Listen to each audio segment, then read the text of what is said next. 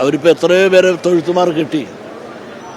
ഒന്നും ഈ തൊഴുത്തുമാർ കെട്ടിയിട്ട് ഒന്നും മച്ചുപശുവായിട്ട് തന്നെ നിൽക്കുന്നില്ല, പ്രസവിക്കുന്നില്ല. എന്നിട്ട് ഇതിലെ മച്ചുപശുവായിട്ട് നിൽക്കുകയാണ്. എത്രയോ പേരെ മന്ത്രിയാക്കി. ഇപ്പത്തിലെ ക്രിസ്ത്യാനികളായ എത്ര പേരെ മന്ത്രിയാക്കി. PC തോമസിച്ചാക്കി, കണ്ണന്താനത്തിനാക്കി, ഇപ്പോൾ വേറൊരാളെ ആക്കിയിട്ടുണ്ട്. അതെന്താ ക്രിസ്ത്യാനിയെ കൊണ്ടുവരാനാണ്? ഒരാളെ ക്രിസ്ത്യാനിയുടെ ഒരു കുരിശ് പോലും കൊണ്ടുവരാൻ തോന്നിട്ടില്ല അവർക്കാർക്കും. പിന്നെ അവസാനം ആരെ എന്തും തെറി പറയുന്ന PC ജോർജിനെ കൊണ്ടുവന്നിട്ടുണ്ട്.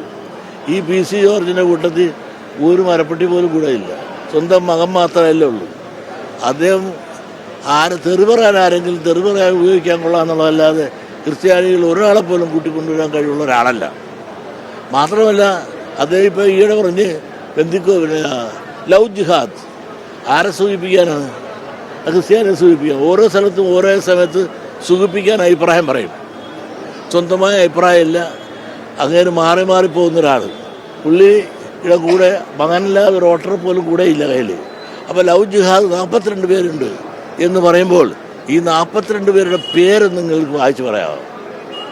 എങ്കിൽ ഞാൻ അദ്ദേഹം പറഞ്ഞത് ശരിയാകുന്നു. ഭക്ഷണം കഴിക്കാനും നുണ പറയാനും മാത്രം വിളിക്കുന്ന ഒരാളാണ് PC ജോർജ്. അദ്ദേഹം എന്തുകൊണ്ട് പറഞ്ഞില്ല? ക്രിസ്ത്യാനികൾ ബന്ധുക്കോസുകാർ എന്തുമാത്രം ഹിന്ദുക്കളെ കൺവെർട്ട് ചെയ്യുന്നു. അത് വീടുകളാണ്. ഇത് ഒരെണ്ണത്തിൻ്റെ കാര്യമല്ലേ, എത്രയോ കുടുംബങ്ങളാണ്. അതുകൂടെ പുള്ളി പറഞ്ഞിരുന്നെങ്കിൽ അതൊരു ബാലൻസ് ഉണ്ടായിരുന്നു. അത് പറഞ്ഞില്ല. അതാരെ സൂചിപ്പിക്കാൻ? ക്രിസ്ത്യാനികളെല്ലാം അങ്ങനെ ചെയ്യുന്നില്ല. ക്രിസ്ത്യൻ വിഭാഗത്തിലെ ബന്ധുക്കോസ് വിഭാഗങ്ങൾ പണം മുടക്കി ഹിന്ദുക്കളെ സാർവത്രികമായി കൺവെർഷൻ നടത്തിക്കൊണ്ടിരിക്കുന്നു. അതിനെപ്പറ്റി മിണ്ടാതിരിക്കുകയും 40 ആളുകളെ ലവ് ജിഹാദ് നടത്തി. അതിൻ്റെ എണ്ണമെന്ന് പറഞ്ഞ് നമുക്ക് മനസ്സിലായാണ്. അതെന്തെന്ന് വെച്ചാൽ അത് പറഞ്ഞപ്പോൾ പുള്ളിക്ക് എന്ത് പറ്റി? ദേശീയ കമ്മിറ്റിയിൽ മെമ്പറായി. അപ്പോൾ യോഗ്യത എന്താണ്? ഇവിടെ ചീത്ത പറഞ്ഞാൽ ദേശീയ കമ്മിറ്റി, ഇനി മകനെ അന്തർദേശീയ നേതാവാക്കിയാൽ അതിൽ നമുക്ക് അതിശയപ്പെടേണ്ടതില്ല.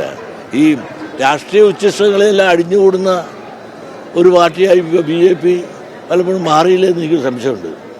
ആർക്കും വേണ്ടാത്ത രാഷ്ട്രീയക്കാരല്ല, അതെല്ലാം BJPയിൽ അടിഞ്ഞു ചേർന്നു. ഇതെല്ലാം അതുകൊണ്ടാണ് BJP എന്താ ഇവിടെ വളരാത്തത് അവരുടെ കയ്യിലിരിപ്പോണ്ട് തന്നെയാണ്.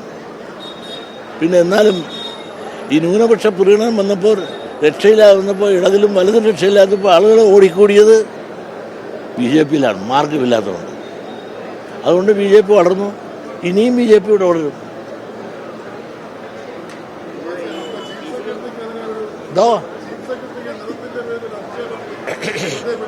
ഞാനിങ്ങനെ എനിക്കത് മനസ്സിലായില്ല. ഞാനിന്ന് കണ്ടു.